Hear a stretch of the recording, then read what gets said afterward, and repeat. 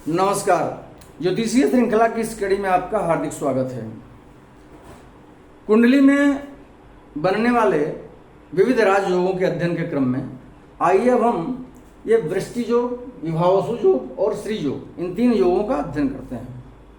पहला है वृष्टि योग। वृष्टि योग में कहा जाता है कि यदि रात्रि का जन्म हो, पहला कंडीशन। दूसरा कंडीशन है कि कुंडली में लग्न चर राशिगत हो। तीसरा कंडीशन है कि चंद्रमा अपनी उच्च राशिगत हो और दशमेश का नवांश जिस किसी भी राशि में हो परंतु 15 अंश पर हो तो वृष्टि योग होता है। रात्रि का जन्म हो जातक का, लग्न चर राशिगत हो। चर राशियां कौन कौन सी हैं हम जानते हैं। मेष राशि, कर्क राशि, तुला राशि और मकर राशि, ये चर राशियां होती हैं। कुंडली में लग्न में इन चारों में से कोई राशि अवस्थित होनी चाहिए। हमने उदाहरण कुंडली में मेष लग्न की कुंडली ली हुई है और इसमें जो है सो चंद्रमा उच्च राशिगत हो।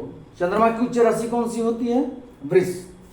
तो चंद्रमा वृष राशि में होकर धन भाव में अवस्थित हो। और अंतिम कंडीशन है कि दशमेश का नवांश शेष जिस किसी भी राशि में अवस्थित हो वो एग्जैक्ट 15 डिग्री पर हो।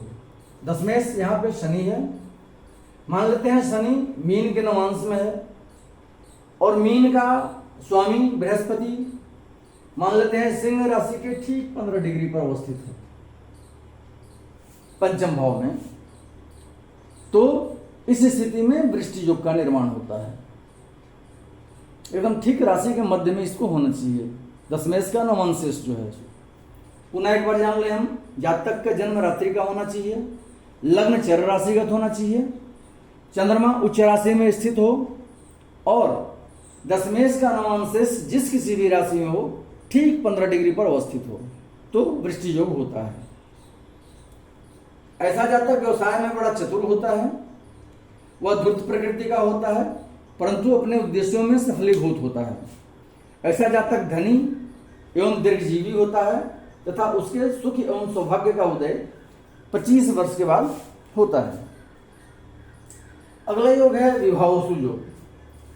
विभावसु योग का कंडीशन के हिसाब से हमको लग्न का परिवर्तन भी करना पड़ेगा। विभावसु योग में कहा जाता है कि यदि मंगल दशमस्थ हो, ठीक है,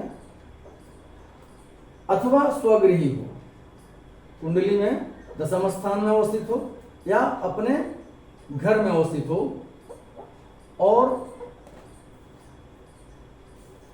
उच्च का सूर्य द्वितीय स्थान में हो, ये कंडीशन है। इसके चलते हमको लग्न परिवर्तित करना पड़ेगा। ये चीज एकमात्र जो है मीन लग्न रहने की स्थिति में ही सूर्य उच्च का होकर के द्वितीय भाव में बैठेगा। सूर्य की उच्च राशि कौन सी होती है? मेष राशि होती है और मीन लग्न की कुंडली में मेष राशि द्वितीय भाव में अवस्थित होगा। तो ये हमने मीन लग्न की कुंडली बनाई है। अब इसमें मंगल या तो दशम स्थान में हो या अपने स्वगृही हो। मंगल या तो यहां बैठा हो या अपने स्थान में यहां पे बैठा हो या वृश्चिक राशि में यहां पे बैठा हो, द्वितीय भाव में या अष्टम भाव में, नवम भाव में बैठा हो। और उच्च का सूर्य जो है सो द्वितीय स्थान में हो, सूर्य मेष राशि में होकर द्वितीय स्थान में बैठा हो तथा नवम स्थान में चंद्रमा और बृहस्पति बैठा हो। नवम स्थान में कौन हो? चंद्रमा और बृहस्पति। तो इस स्थिति में विभावसु योग का निर्माण होता है। इस योग में एकमात्र स्थिति है कि वो मीन लग्न की कुंडली में ही ये योग संभव है।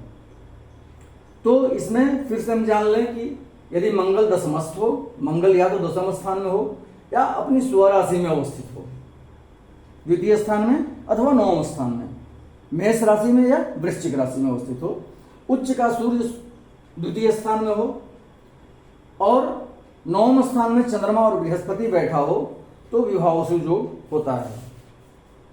हम लोग फिर से एक बार देख लेंगे कि कुंडली में योग बनाने वाले ग्रह जो हैं सो किस स्थिति में है, उनका बलाबल क्या है, उसके हिसाब से ही हम लोग उसका प्रेडिक्शन करते हैं।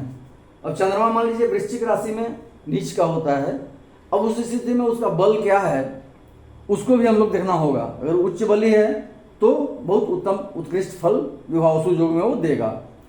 अन्यथा अगर अस्त की स्थिति में है, अस्त की स्थिति में तो नहीं होगा क्योंकि सूर्य यहाँ पे है, लेकिन यदि मान लीजिए और दूसरी स्थिति हो, पाप ग्रहों की दृष्टि वगैरह पड़ रही हो, पापयुक्त हो या और कोई कमजोरी हो उसमें, तो उसके हिसाब से फल में न्यूनता आ सकती है।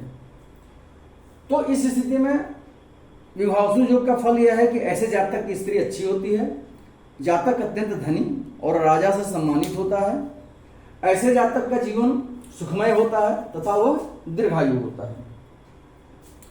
अब अगला योग है श्री योग।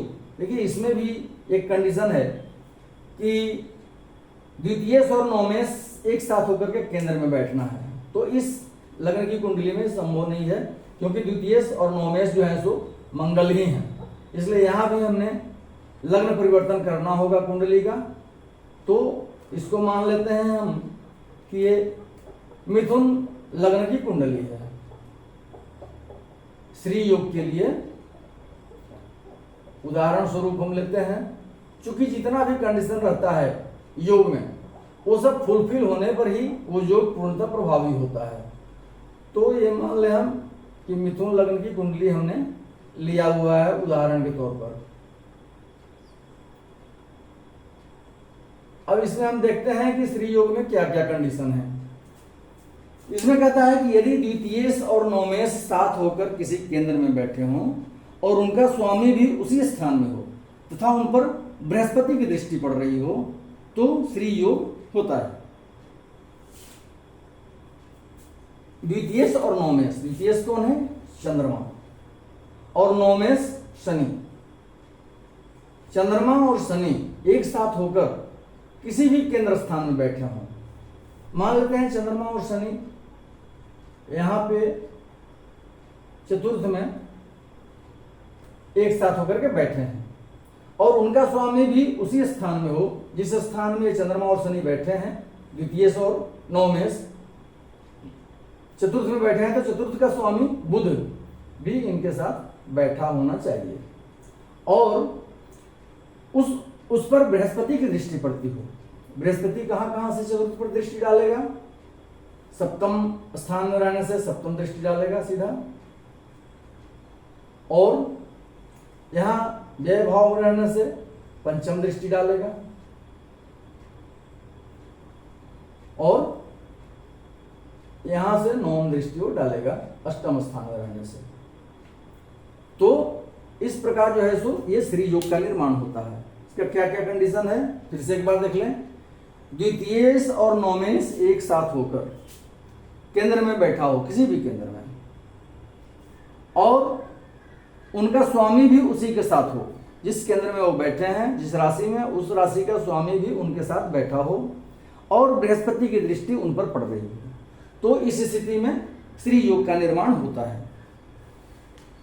ऐसा जातक 22 वर्ष की अवस्था के बाद सुयोग्य मंत्री, राजा से सम्मानित, शत्रुओं पर विजय पाने वाला और अनेक देशों का अधिपति होता है। अगले वीडियो में हम कुछ अन्य योगों को लेकर उपस्थित होंगे। नमस्कार।